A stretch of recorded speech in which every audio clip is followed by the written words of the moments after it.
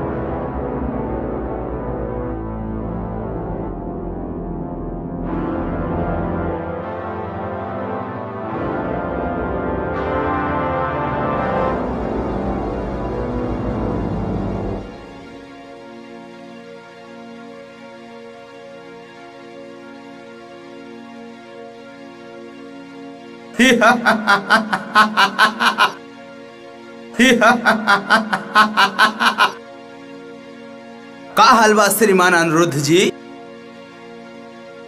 और अभिमन्यु जी, बहुत जख्म देले बतार बाप। ओके, आज सुध समय सब हिसाब करब। कंसराज, ये तू ठीक नहीं खस करत। हथियारन के दम पे हमके पकड़ के और भाभी भतीजन के ऊपर गन रख के हमके बेबस कर देले। ना तो तोरा औकात देखा देती।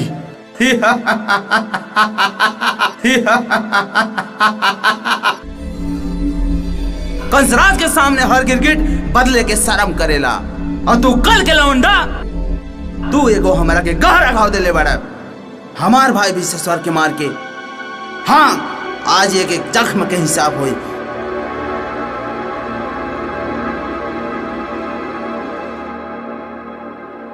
वाह वाह, काफी तू खूबसूरत बाड़ू। तभी तो तू हमारा ना समझ भाई के पसंद आ गई। बेवकूफ, हमारा से बगावत पे उतर गई रहे, ओकर अभी इलाज कर दिहल जाई। का कैले उनके साथ? हाय हाय, जरा देखा तू लोगन, मजनू की खबर लेवे के खातिर लैला जी तरपत बड़ी हो। खैर, ई सबके आज मरे के बाद इनकर आखिरी इच्छा पूरा होखे की चाहिए। कल वे करा के भी बांध।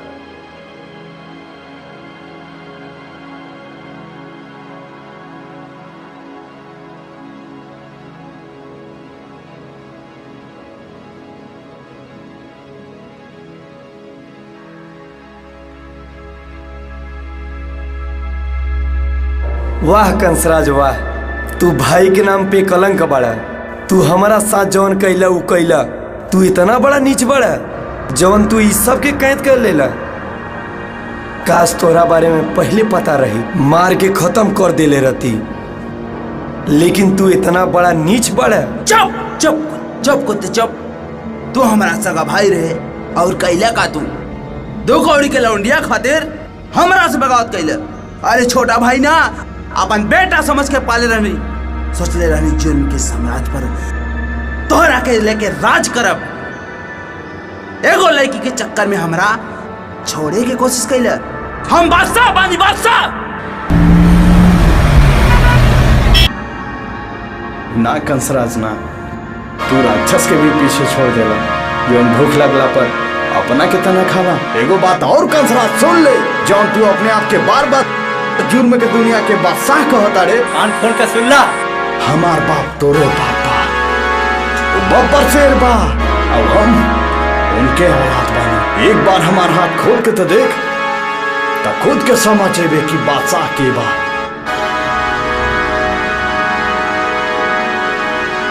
यमराज,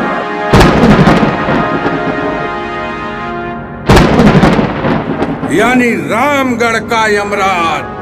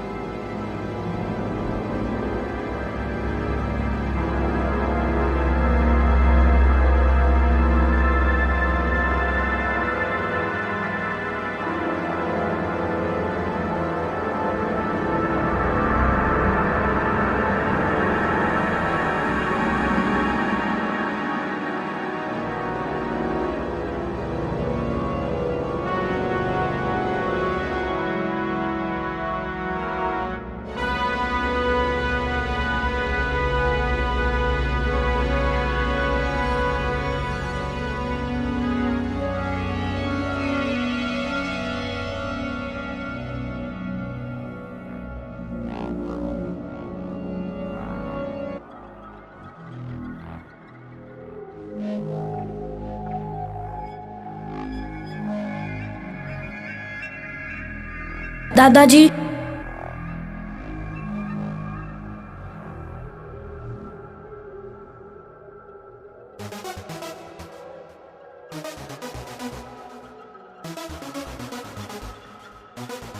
हमारे बच्चा लोग हमरा से बहुत बड़ गलती हो गई बा।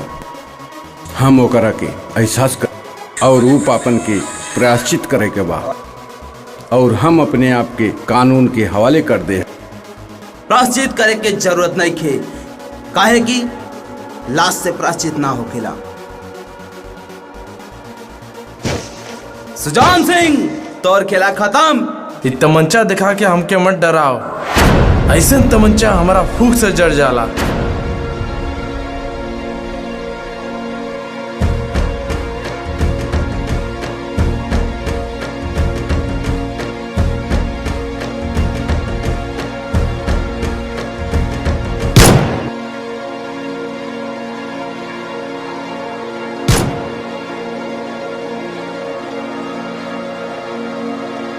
हिलिए मत कंसराज और हमरा माई के, हमरा के बहुत जख्म दिले बारे। आज तोरा मौत से हमरा माई और हमरा बाबूजी के इंतकाम पूरा हुई। बहुत जख्म दिले बारे कंसराज, आज ऐसा मौत मारब कि ना कोनो इतिहास में लिखल हुई, ना केहू सोचले हुई।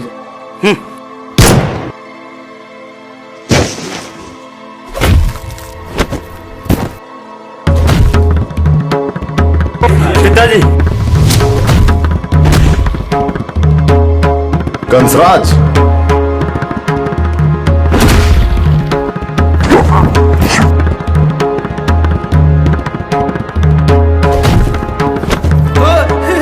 अरे हो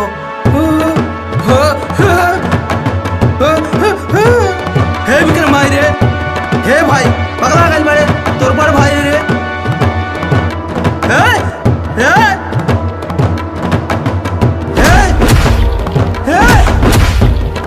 रुक जा तू लोगन, रुक जा। कंसराज,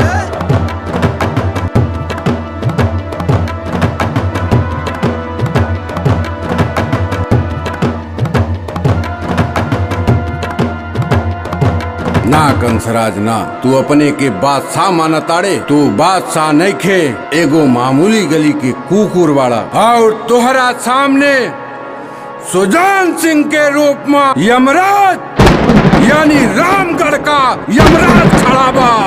अब ओकर न्याय देखा, यमराज के न्याय देखा।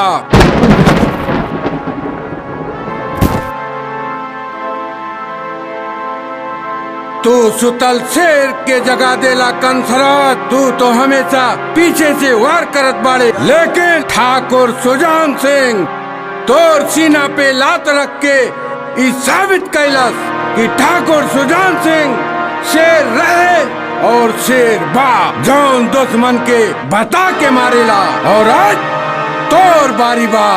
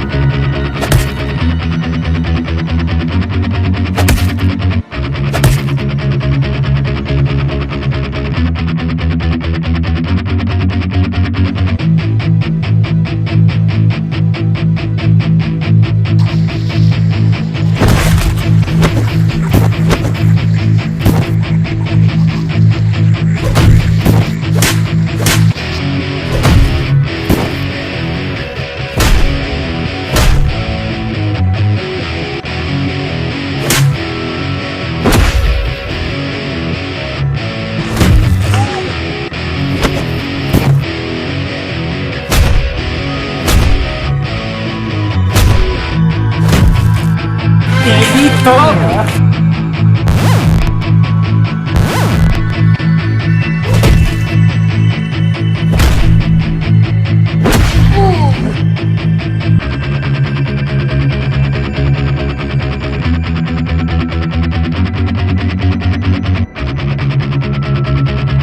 क्या ठाकुर, ना तो तेरे दिल के टुकड़े के खोपड़िया में सुराख कर दे।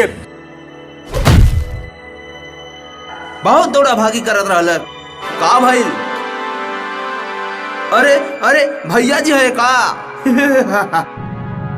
बहुत बंदूक चलात रहले ना, सही मायने वक्त अब चालू हुई।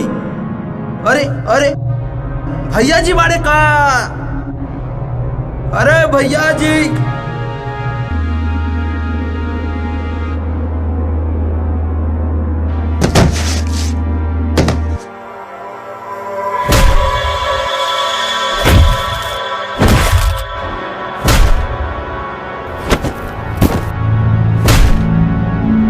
ना ठाकुर साहब रुक जाई, ये हमार गुनाहगार बा, एकरा के सजा हम ही देब।